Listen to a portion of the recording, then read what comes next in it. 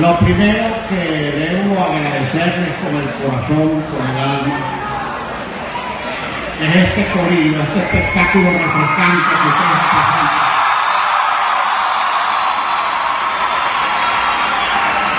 Y que es lo que nos hace precisamente entender el porqué de nuestra lucha, una lucha agónica, a ratos, muy esforzada, muy sacrificada, porque tenemos que pensar en salvar el futuro que son ustedes. Yo no voy a hacer un vocativo demasiado extenso, porque cuando uno menciona a las personas que están en el presidio o sobre el escenario, cerca del micrófono, siempre tiene el riesgo de nombrar a unos sí y a otros no. Y a veces la gente también empieza a decir, ¿por qué nombró fulano primero, a mengana después, etcétera? Para no incurrir en ningún tipo de sospecha, les quiero decir que yo me siento muy honrado de que aquí estén con nosotros nuestro rector magnífico, nuestra alcaldesa de Maracaibo, Evelyn de Rosales, y todos los diputados y las diputadas de este estado, de quienes ustedes todos se pueden sentir orgullosos. Han sido excelentes parlamentarios que han ejercido con hidalguía, con responsabilidad, con coraje, con conciencia la representación que le otorgaron los ciudadanos el pasado 6 de diciembre. Yo tengo que comenzar esto que pretende ser un informe más o menos sintetizado, concreto, de cómo estamos viendo la realidad nacional, qué esperamos y aspiramos que ocurra en el futuro inmediato, cuáles son las acechanzas que tiene el proceso de referéndum revocatorio que estamos promoviendo, a dos versiones muy particulares.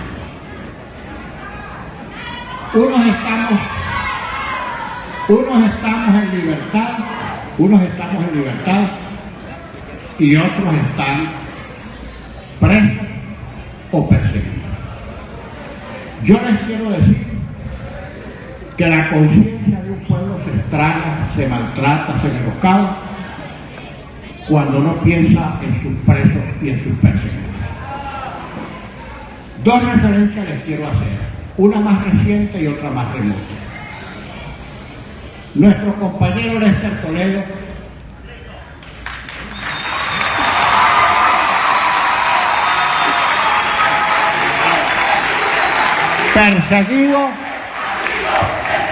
perseguido por este régimen de vergüenza, por el derecho a disentir, porque ven en él un líder potencial y contestatario, porque es un activista político a dedicación exclusiva que representa los intereses de su pueblo, hoy se encuentra, como tantos otros, perseguido por delitos que no ha cometido, por delitos innominados. Este gobierno ruin no tiene limitaciones ni éticas, ni familiares, ni de ningún tipo. Decía yo hace instantes en una rueda de prensa que recordaba aquella célebre figura del derecho romano, el inoxio pronoxio, en el que pagaban con los hijos las supuestas culpas del padre, como el caso, por ejemplo, del gato Baduel, que está preso en la cárcel de Tocullito por ser el hijo del general Baduel, a quien también encarcelaron y pagó pena. Otros están presos por el parentesco, por la amistad, por la asociación política, por lo que sea. Y en el caso de Lester, como no pudieron echarle el guante, la pagaron con su esposa y con su hijo. Lester, por nosotros, por Venezuela y por el futuro, está en la obligación de preservarse y bajo ningún respeto entregarse a los canallas de este gobierno, que lo que quieren es reducirlo a cárcel y a silencio. Y donde quiera que se encuentre, nuestro mensaje es de fraternidad y repetirle que se asegure que no lo queremos preso, tampoco perseguido, pero de los males el menor. Y también les quiero hacer una segunda referencia porque tengo aquí a Belín. Mientras mi hermano Manuel Rosales estuvo en el exilio,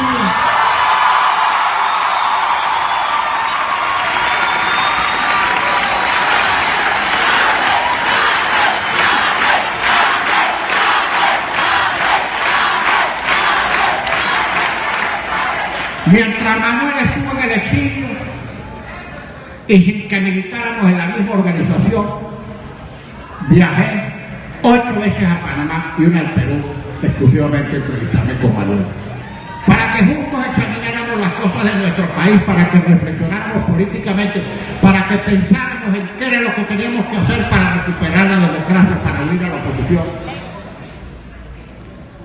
Las 2 últimas veces que lo vi fue una en diciembre del año antepasado, que daba a luz una de las hijas de Manuel y me vi con él en los Estados Unidos. Tuve 3 horas hablando con Manuel Azolas, 3 horas.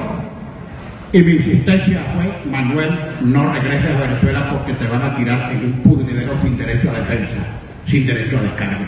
Te necesitamos libre, aunque sea en el exilio, pero libre. No les lancemos más carne a las cárceles del régimen.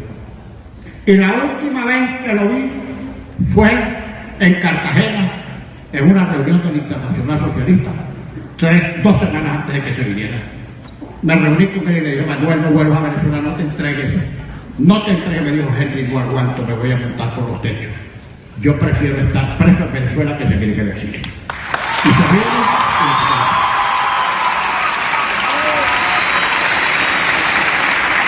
y les hago a ustedes, estudiantes, compañeros estudiantes, estas reflexiones, porque es bueno que sepan el calvario, el suplicio, las acechanzas, las amenazas, los peligros, los apremios a los que estamos sometidos diariamente quienes hemos decidido, por fe de vida, luchar por la democracia, por el futuro de nuestros hijos y nietos, y sobre todo para definitivamente salir de este gobierno de ruido, de ladrones, de narcotraficantes, de inútiles, que han pervertido a nuestro país y representado la mayor ignominia que hayamos padecido en los 204 años de vida republicana que hemos tenido.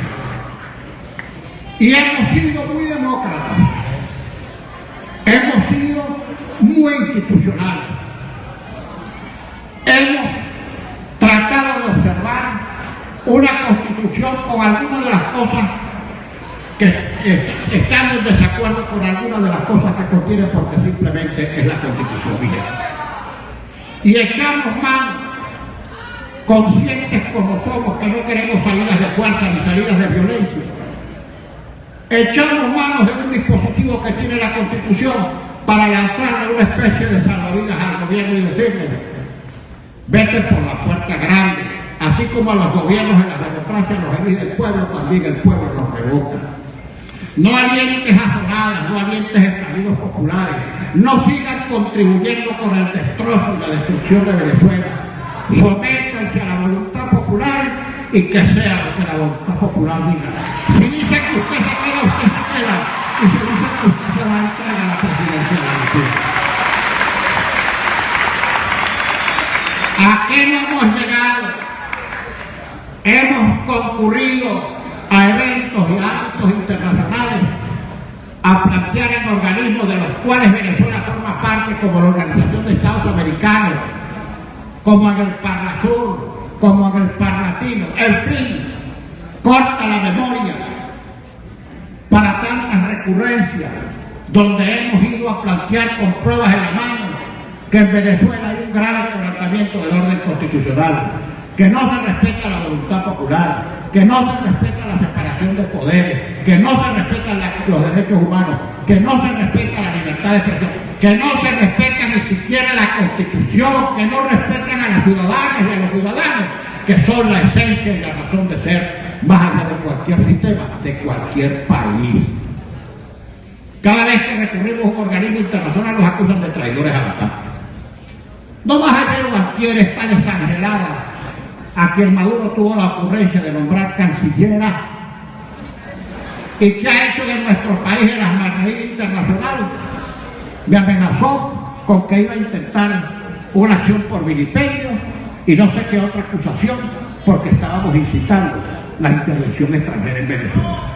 Eso al mismo tiempo que el presidente de la República se reunía con el vicepresidente de los Estados Unidos, país al que secularmente ofende en público y le lame las suelas en privado, para tratar de buscar una salida, una intermediación para ver si él, ante la oposición venezolana, logra mitigar la presión que estamos haciendo desde la calle, convocando la voluntad popular para arrojarlo de Miraflores con los sufragios del pueblo. La señora dijo que me iba a acusar por vilipendio. Le recomendé escuetamente que ante su desvarío recurriera primero a su hermano psiquiatra. Me equivoqué, porque ese psiquiatra es más paciente que psiquiatra. Bueno, de amenaza en amenaza. ¿Qué delito, qué delito, qué delito, qué infracción hemos cometido los venezolanos? Sino propendiendo, angustiados por esta especie de incontenible olla de presión que se nos ha convertido el país, buscar una salida democrática, constitucional, pacífica y electoral, para comenzar a enderezar las cosas, para comenzar a deshacer el puerto, para buscar soluciones a los graves problemas de alimentos, de medicina, de colapso de los servicios públicos de inseguridad que están acabando, que están disolviendo a nuestro país, a nuestras ciudadanas y a nuestros ciudadanos. Hemos recurrido ni a un push, ni a un golpe de Estado, ni a una conspiración militar, ni a ningún intento de magnicidio, por más que en sus cabezas atormentadas huya la necesidad de estar inventando a cada momento patrañas y tonterías para victimizarse ante venezolanos. Tienen un problema esencial, que es que nadie les cree ni adentro ni afuera. Tiene que ser terrible para un gobierno que se dice democrático y popular haber llegado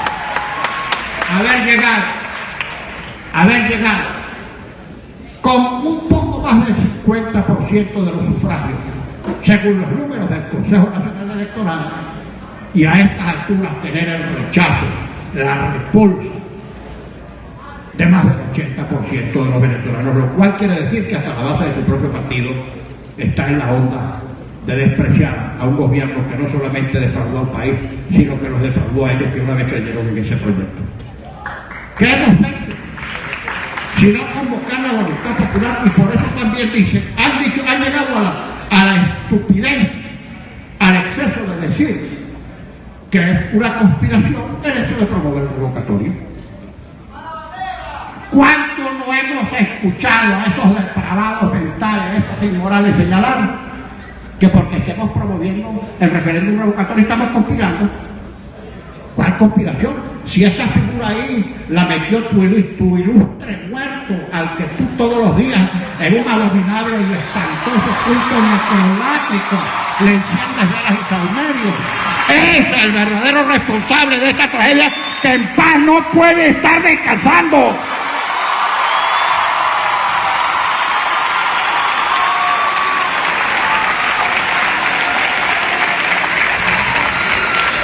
¿Qué hemos hecho que esté fuera de la Constitución? Promover un revocatorio. Entonces estamos conspirando. Si vamos a los organismos internacionales de los que Venezuela forma parte, para activar los instrumentos que ha suscrito Venezuela, como la Carta Democrática Interamericana, porque este gobierno está en curso en los supuestos para activar esa carta, porque aquí hay un grave quebrantamiento del orden constitucional, nos dicen apátridas, traidores a la patria. Estos estúpidos creen que Venezuela es como ellos, y entonces tratan de establecer una especie de identificación en el binomio patria y gobierno. Que patria y gobierno son una misma e idéntica cosa. Ergo, si tú atacas el gobierno, estás atacando la patria. Gracias a Dios que esta patria no se parece a nada a esa plaza que es el gobierno. Para nada.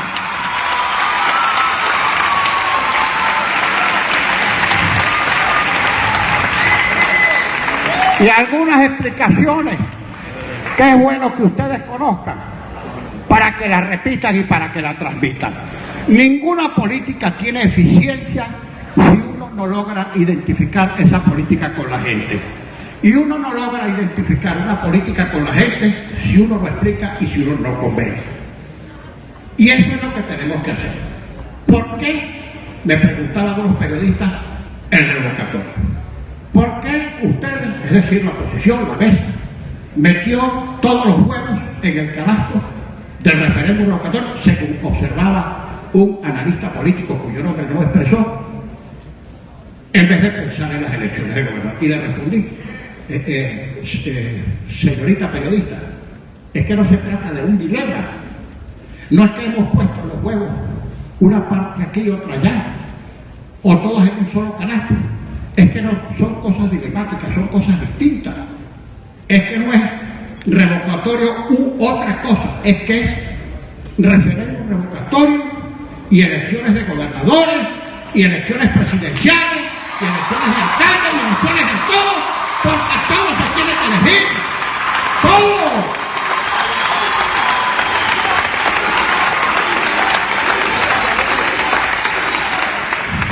No hay dilema. Pero ¿por qué promovimos el revocatorio si había la eventualidad de la solución de una enmienda constitucional que también está preparada, la Asamblea Constituyente? No me quiero referir a otras hipótesis de cesación definitiva del presidente como el enjuiciamiento, porque eso pasa porque el enjuiciamiento curse ante la cloaca, que es el Tribunal Supremo de Justicia, y ya sabemos en la cloaca que hay en la cloaca. En la cloaca no vamos a conseguir ni flores, ni virtudes, ni bienolencias, sino todo lo contrario. Entonces no podemos recurrir al juicio. No utilizamos la solicitud de renuncia porque eso depende de un acto voluntario del presidente y él nunca va a renunciar. Y ni que quisiera, Silvia no lo deja. Y no lo deja porque simplemente es el mascarón de proa de una serie de intereses donde está la corrupción, el narcotráfico, la necesidad de seguir detentando el poder, etcétera, y un sinfín de etcétera que serían en este momento de enumeración prolija. Bien, no hablo de cesación del gobierno del presidente por muerte, no sea que diga que uno está en una de magnicidio. No, señor Maduro, Dios le dé a usted larguísima vida y salud para que después de salir del cargo pague por todas las malandradas, delitos, vagabunderías, atropellos y desgracias que le ha ocasionado a este pueblo. Viva usted muchos años, ojalá sea eterno.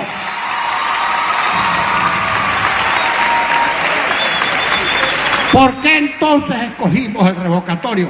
Porque la palabra pegó, prendió. Prendió en el imaginario, en la voluntad de la gente. Y cuando tú vas a emprender una acción política, tienes que ver la que tiene mayor respaldo.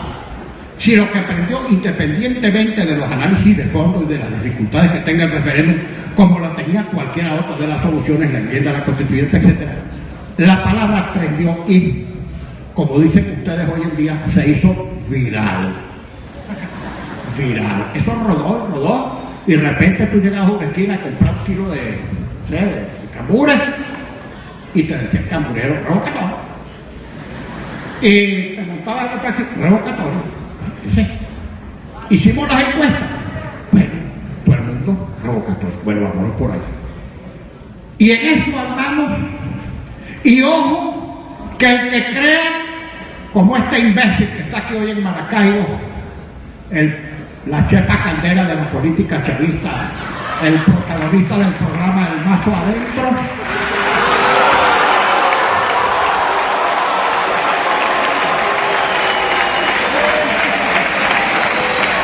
que estamos divididos. No, nosotros en la mesa, nosotros no somos un convento de carmelitas descalzas, tenemos nuestras diferencias, a veces muy profundas, discutimos, a veces las discusiones son ásperas,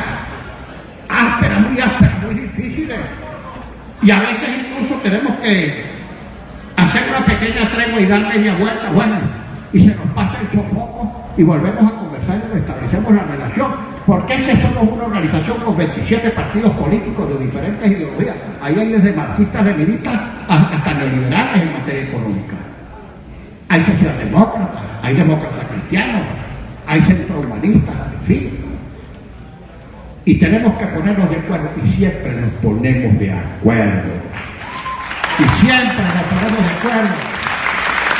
Y mientras estos babiecos del gobierno se andan frotando las manos y prendiéndoles salverios al ilustre muerto para ver si nos divide, nos aceramos y nos unimos más porque estamos pensando en Venezuela por encima de nuestras organizaciones y de nuestros intereses políticos personales. Y ahí está, para nuestro motor. ¿A quién le había pasado por la cabeza de nosotros mismos que 27 organizaciones políticas íbamos a lograr el prodigio de la tarjeta única, sacrificando nuestros propios partidos políticos? Tarjeta única, comando único, programa único y candidatos únicos en 27, en 64 circuitos y 24 listas. 67 circuitos, los mismos candidatos principales del mundo. Y ahí estuvo el resultado, la paliza que le metió el señor. Y que no se sigan haciendo ilusiones, que no mitiguen su culillo con fantasías creyendo que es que nos vamos a dividir. Después resolveremos las diferencias que tenemos, porque las tenemos y bienvenidas sean. Es que primero vamos a salir de la desgracia, porque mientras esta desgracia existe, no habrá país, ni habrá gobierno, ni habrá progreso, ni habrá desarrollo, ni habrá nada. Todos tenemos el propósito de salir de esta cosa primero, y lo vamos a hacer de manera democrática, constitucional, pacífica y electoral. Bien, escogimos el referéndum revocatorio y sabemos las dificultades que han puesto las cuatro comadres, porque recuerden que en alguna parte de esta exposición, no necesariamente ordenada, pero al menos soy muy gráfico, les dije que no había separación de poderes.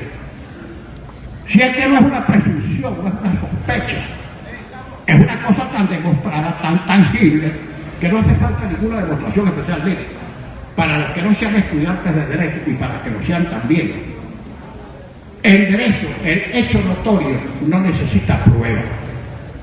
¿Qué cosa es el hecho notorio? Las cosas que son evidentes por sí mismas, que el sol alumbra, que la candela quema, que el agua moja, son hechos notorios, evidentes por sí mismos, que no necesitan ser probados. Que este gobierno es una plasta, es un hecho notorio que no necesita ser probado.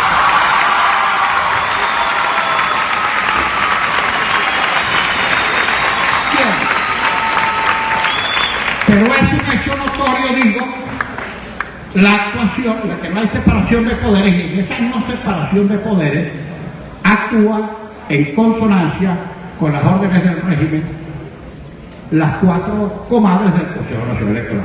Si es que lo han dicho, aquí las cosas están hechas.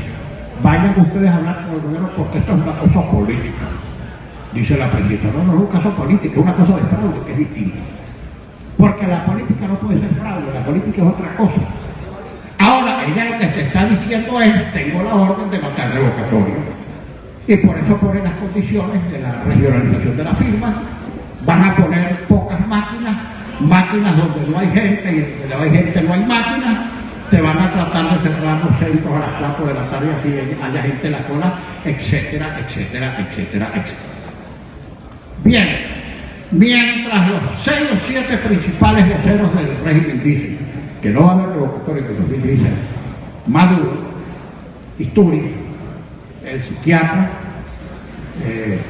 el Mazo Adentro, el califa de Aragua, los gobernadores, etcétera, los 6 o 7 principales dicen que no hay revocatorio. Ellos dicen, pero las señoras hacen. Ellas no han dicho nunca que no hay revocatorio, no. Pero están haciendo todo para que no haya revocatorio porque están cumpliendo las instrucciones del régimen. Mire, no andemos buscando a Dios por las orillas, que la cosa está clarita. Este es un gobierno que lo sostienen las bayonetas, lo sostienen las cuatro comadres y lo sostienen las decisiones del Tribunal Supremo de Justicia. Pero precisamente esos tres puntales, que son los que sostienen al gobierno, son los que le han creado más problemas desde el punto de vista del ámbito internacional. El desprestigio del gobierno en el tribunal y por el Tribunal Supremo de Justicia internacionalmente es un clamor internacional. No hay organismo internacional donde vaya el gobierno que no le rostren la actuación del Tribunal Supremo. O del ventajismo en el Consejo Nacional Electoral y el escarnoteo de la voluntad popular con estas trapizonas y estas marramucias que a ojos vistas son una estrategia burda para matar la voluntad popular y evitarla. Y, por supuesto, otra vez, los militares metidos en política. Y les quiero hacer otra confesión.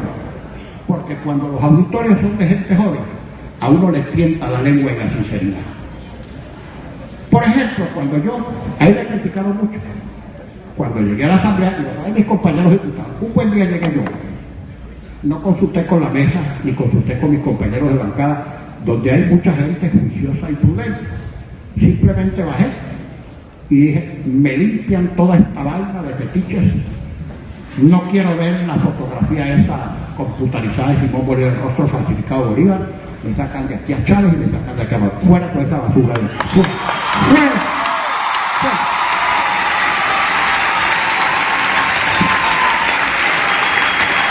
Y eso tiene una razón. Eso no fue una mala sangrura, porque considera que el rostro del ilustre muerto es más feo que un parquímetro. No me refiero a eso. Es que en política la simbología tiene un gran valor.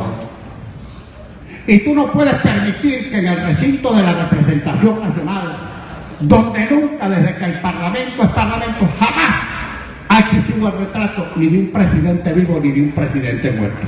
Solo, como se lo dije yo al Mapleto cuando fue ahí a rendir su mensaje, que creyó que me iba a bañar y salió apaleado. Aquí, la efigie del Libertador, reproducción del retrato de Gil de Castro de 1825, de quien el Libertador dijera en vida que guardaba con su persona la más grande exactitud y semejanza.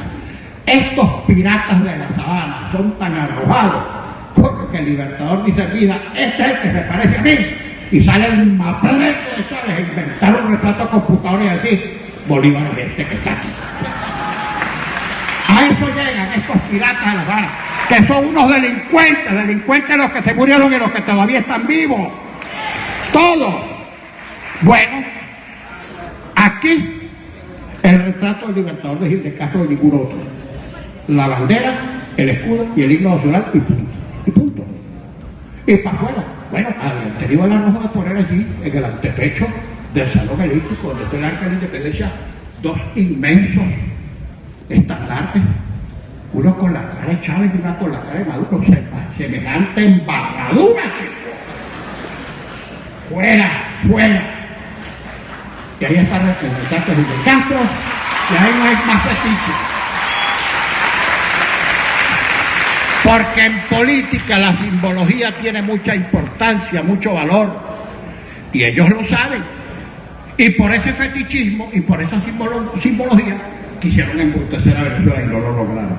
Venezuela poco a poco está despertando de ese letargo, de ese opio, de esa terapia permanente de hipnosis durante 18 años, porque se estrelló con la realidad económica. Bien, volvamos. Ustedes me van a perdonar una que otra digresión que yo haga, que siempre es buena a los efectos de la exposición general. Volvemos a nuestro tema. Cuando yo, por mi cuenta, después de muchos análisis, empecé a hablar del tema militar, muchos compañeros, oye, cuidado, precaución. Porque aquí cada vez que alguien habla del tema militar le corre un frío por el espinazo y empieza ese culillo, cuidado con el militar. Chicos, si tú quieres, es elemental en política, que si tú quieres debilitar la posición de tu adversario, sobre todo si está mal utilizando elementos institucionales, es atacar esos elementos institucionales que lo están haciendo mal. No porque representen un sector, nosotros lo atacamos el alto mando y lo denunciamos, no porque sean militares, si los resbala. Estamos atacándolo porque están violando la Constitución. Están contraviniendo expresamente lo que dice el texto de la Constitución, que las Fuerzas Armadas no son ni bolivarianas, ni chavistas, ni socialistas, ni revolucionarias, sino Fuerzas Armadas Nacionales secas y punto.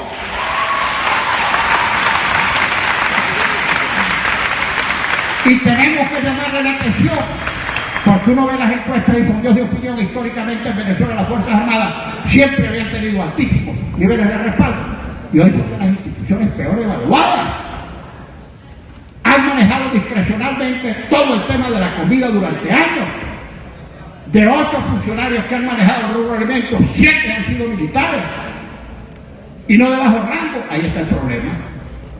La consecuencia de que ellos no están preparados para eso. Poner a un militar a manejar asuntos civiles es tan disparatados como poner a un civil a manejar asuntos militares. No es que un mundo sea mejor que el otro, es que son diferentes. militares a sus cuarteles. El propio Maduro lo había dicho hace unos meses, a sus cuarteles. Después lo tuvo que sacar cuando el curillo se le aceleró, porque lo sostienen las bayonetas. Cuidado, cuidado, no pinche una de ellas, porque los militares son leales hasta la víspera. Hasta la víspera. Y allá al final, para sacudirse ese fardo pesado, maloliente, incalable de este régimen, se lo van a sacudir, y entonces la gente va a decir, bueno, cambiaron a última hora, porque ellos creen que a la gente se le va a olvidar eso. Son leales, acuérdense lo que les digo. Ese GPS mío ha oído muchas y visto muchas cosas. Son leales hasta la víspera. Hasta la víspera. Hay una serie anécdota del doctor Gonzalo Barrios el día que le dieron el golpe a Gallego, el 24 de noviembre de 1948. Llegó un capitán y montó a todos los ministros del gobierno en el autobús para llevarse preso.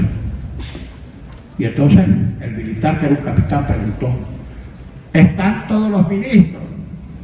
Y Gonzalo Barrios le respondió, no falta el ministro de la defensa. Falta el ministro de la defensa, que la noche anterior había ido a Casegallego a lamerle la suela, a besarle los pies, a jurarle devoción y fidelidad.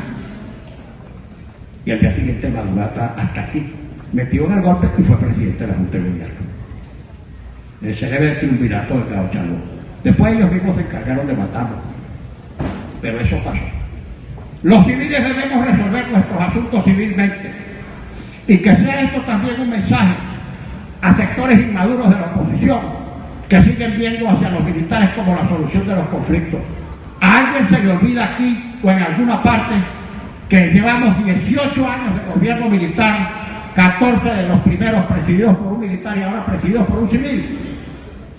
A nosotros se nos olvida que este es un gobierno militar con todo su caudo de corrupción, de ineficiencia, de intromisión, de violación de la Constitución. Eso hay que decirlo. ¿Y por qué no lo vamos a decir? Si mañana nos tenemos que entender con los militares, cuando seamos gobierno tenemos que hablarles de tú a tú. No de tú a tú, me equivoco. De jefe a inferior, porque aquí va a haber un comandante de la Fuerza Armada Civil y los militares se les tienen que cuadrar a ese comandante de la Fuerza Armada.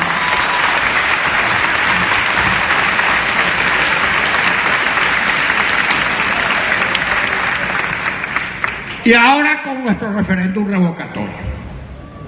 Ya les decía yo, hace rato, ¿cuánto tiempo llevo hablando?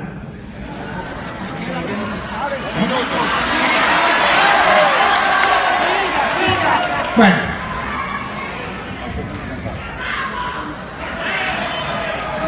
la gente nos pregunta a veces, ¿cuál es el plan B si no hay revocatoria? Yo por ese paisaje no voy a pasar ni a pasearme.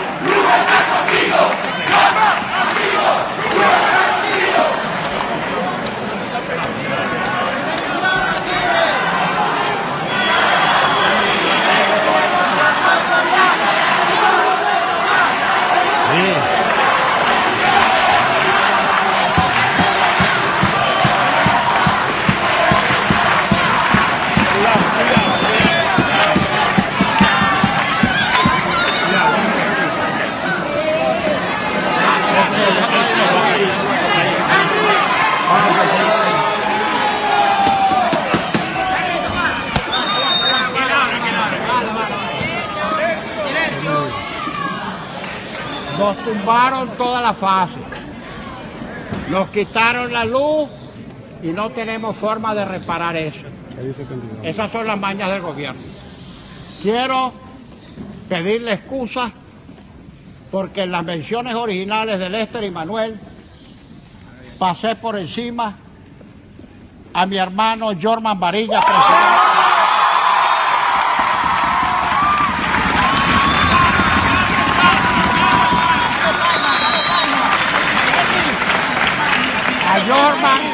A Jorman le he mandado decir que se resguarde porque en el caso concreto de él no es solamente que lo quieren apresar, sino que lo quieren matar. Matar de verdad, matarlo físicamente. Y él está en la obligación de preservar su vida y de no incurrir en ningún arrojo porque lo van a matar y además lo van a sembrar. Usted, por favor, no tengo aparato de sonido.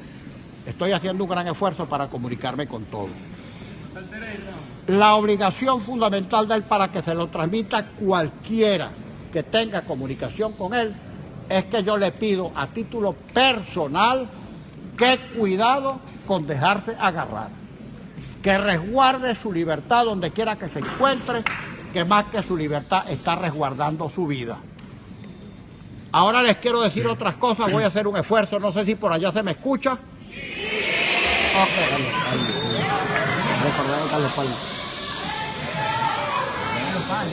Carlos Palma, Henry.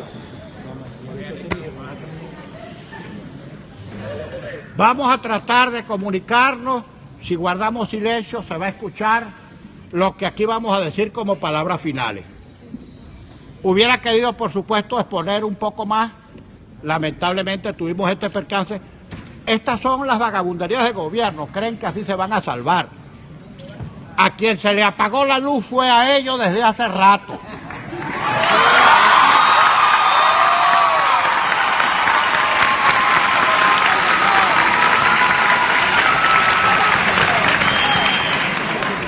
Nosotros vamos a seguir insistiendo, como les decía, en el referéndum revocatorio este año, que hay plazo para hacerlo.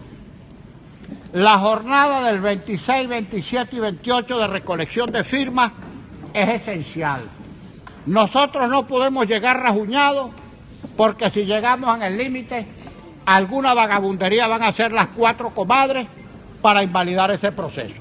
Quiero decirles algo más. Hubiera querido extenderme más en la exposición, pero lamentablemente no puedo.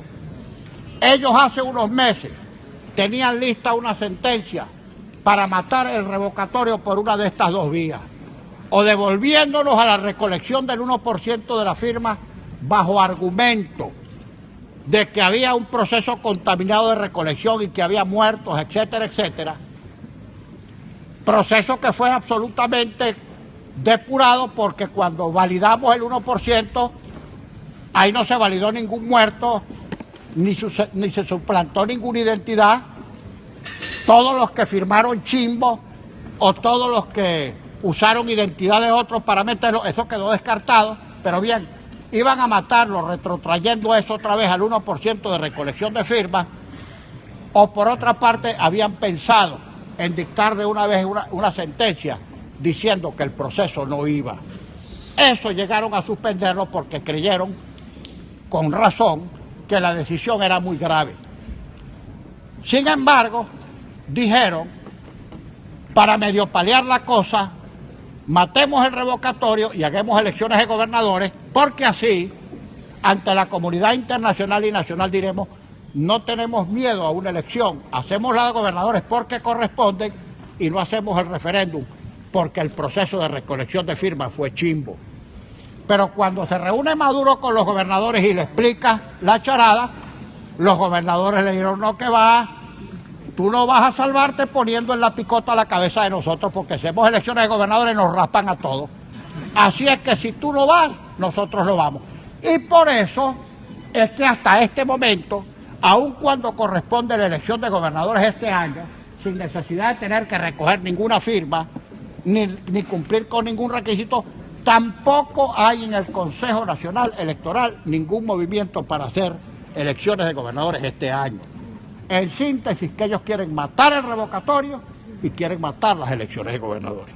Bueno, y esa es nuestra lucha. Por eso es que las manifestaciones de voluntad 26, 27 y 28 de octubre es muy importante. Muy importante. Pusieron la alcabala inconstitucional de que si no recogemos el 20% más en los 24 estados, por uno que no la recojamos es nulo. Y eso es un disparate, porque el presidente de la República se elige en una circunscripción nacional, y lo que cuenta es la sumatoria de votos. Maduro perdió en Zulia, y perdió en Miranda, y perdió en un montón de estados, y sin embargo al final dijo el Consejo Nacional Electoral que ganó nacionalmente, y ahí está. Entonces no nos pueden exigir para revocarlo que en todos los estados haya más del 20. Simplemente, si el cociente nacional, si la recolección nacional da para revocarlo, es revocable. Pero de ahí está agarrado el Consejo Nacional Electoral para trampearnos y escamotearnos el revocatorio. Por eso les quiero decir ya finalmente que solo la presión de calle, pacífica, constitucional, electoral, nos puede hacer sortear estos obstáculos e incluso eventualmente modificar algunas de las condiciones tramposas que han puesto las cuatro comadres. Y nosotros andamos en esta gira estimulando a todo el mundo para que la jornada de recolección de firmas del 26, 27 y 28 sea una jornada enorme, la toma de Venezuela. Y por eso yo les pido, yo les ruego que se conviertan en agentes incentivadores, en agentes de comunicación, de multiplicación del mensaje. Mañana. Calle 72. ¿A qué hora es? A las 3 de la tarde. En la calle 72. En la calle 72. Mañana a las 3 de la tarde en la calle 72. La toma de Maracaibo. Vamos a tener la toma de Maracaibo, un gran acto de masa, y ahí vamos a completar el mensaje para que...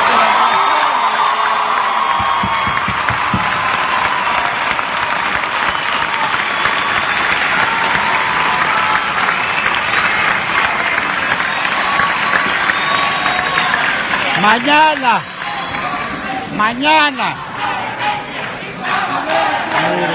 Allá va a haber plantas y todo que no se van a poder apear. Mañana ahí en la 72, seguro que van los esbirros del mazo adentro con el alicate a cortarnos la luz.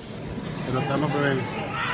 Pero hay cuidado, ahí hay plan B, y hay plan C, y hay plan D. Y vamos a hacer nuestro acto, llueva, trueno, relampaguee, y le vamos a terminar de decir.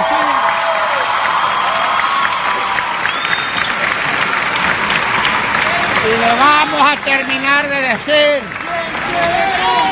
para que no sigan subestimando al pueblo de Maracaibo, que aquí no hay miedo. Que el Zulia ha sido, es y será el bastión más importante que tiene la unidad.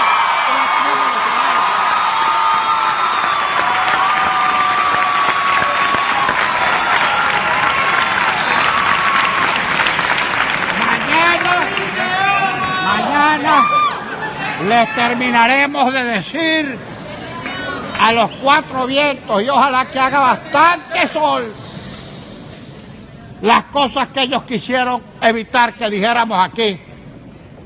Y es que le tienen miedo a los estudiantes, es que le tienen miedo a la libertad de expresión, es que le tienen miedo a las ideas, porque desprovistos de imaginación, de inteligencia y de cerebro como son ellos, cualquier idea les parece repugnante, les parece ofensiva. Ellos actúan con la mera fuerza, con el abuso, con el atropello.